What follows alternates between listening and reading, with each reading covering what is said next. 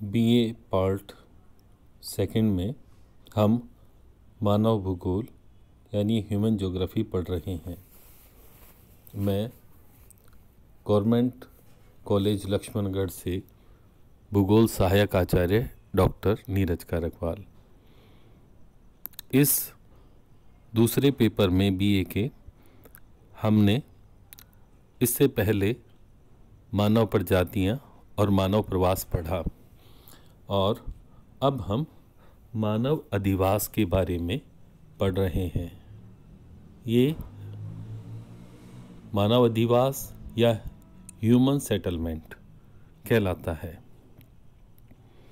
हम सभी जानते हैं कि मानव की 3 मूलभूत आवश्यकताएं हैं और वो हैं भोजन, वस्त्र और आवास।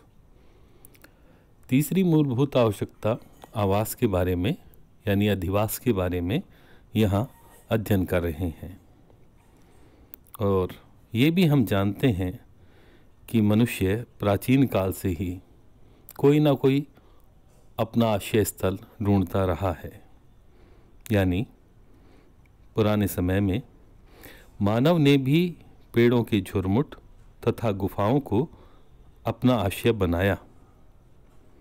मानव जब भोजन उपलब्धता के आधार पर प्रवास करता था तो वो दूसरे आश्रय या घर खोजता था। बाद में मानव इस प्रकार के आश्रय स्थल बनाने लगा कि वहाँ पर ही लंबे समय तक स्थायी रूप से निवास कर सके। इस रहने के स्थान को ही हम भौगोलिक भाषा में अधिवास, आश्रय स्थल या घर अथवा निवास कहते हैं। और ये भी हम जानते हैं कि मानव ने जब भोजन के एकत्रण तथा आखेट की अवस्था को पार किया, पशुपालन करना शुरू किया और कृषि की अवस्था में प्रवेश किया तो उसको स्थायी घर या स्थायी आश्रय की आवश्यकता महसूस हुई। मानव ने जब स्थायी कृषि का विकास कर लिया तो मानव को इस तरह से ये इस आवश्यकता को पूरी करने के लिए कई तरह के कार्य करने पड़े। उसने भूमि को घेर कर बाड़ लगाई, बांस की या लकड़ी की दीवारें बनाई अथवा जो मिट्टी है उससे उसने चारों ओर से घेर कर और अपना आश्रय बनाया।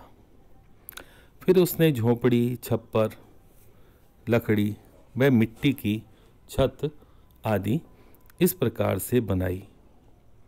अब जैसे जैसे विकास होता गया तो पक्के मजबूत घर बनाए जाने लगे और घरों में भी आवश्यकता के अनुसार कमरे, हॉल या रसोई, स्टोर, लॉन, द्वार यानी कि गेट, ये सभी चीज़ें बनने लगे।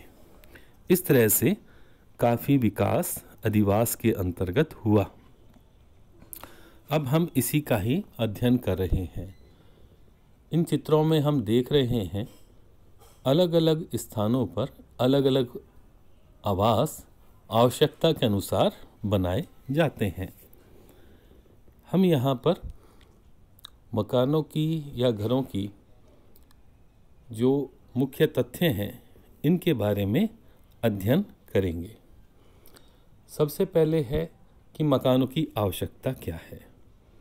जैसा कि हम जानते हैं कि मनुष्य के जो आराम के लिए, परिवार के और सामान के सुरक्षा के लिए, इन सब चीज़ों के लिए मकान की, अधिवास की आवश्यकता होती है।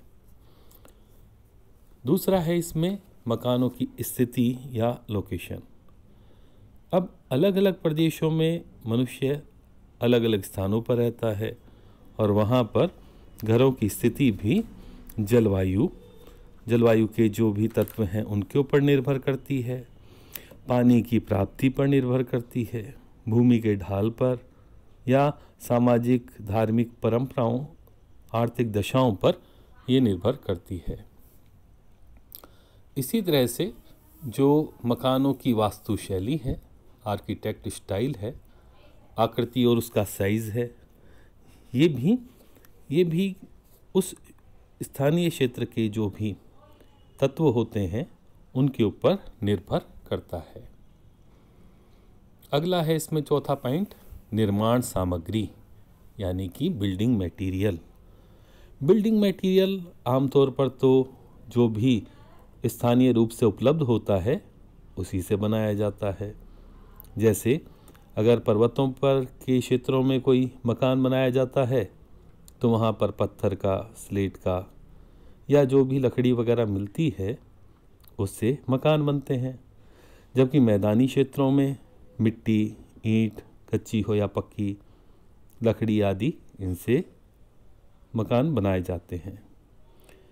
ऐसे ही वनों के अंदर अगर किसी को घर बनाना है, वन के क्षेत्र के पास में बनाना है, तो वन्य क्षेत्र से जो बांस, लकड़ी या पत्ते आदि मिलती हैं उनका ज़्यादा इस्तेमाल अधिवास निर्माण में होता है।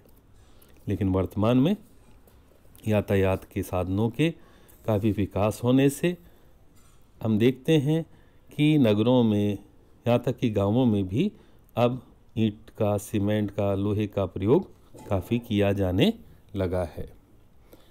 इसके बाद में है मकानों का विन्यास। विन्यास से भाव है कि उसके अंदर जो भी मकान का स्ट्रक्चर होता है वह कैसा है, और ये डिपेंड करता है, निर्भर करता है कि उन लोगों की आवश्यकता कैसी है। जैसे अगर ग्रामीण क्षेत्र के अंदर अधिवास बनाया जाएगा तो वहाँ पर रसोई भी होगी, सोने के कमरे होंगे, लेकिन साथ साथ में पशुओं के लिए भी बाड़ा होगा, कमरा होगा उनके भूसा रखने के लिए, आंगन बड़ा होगा, बैठक होगी।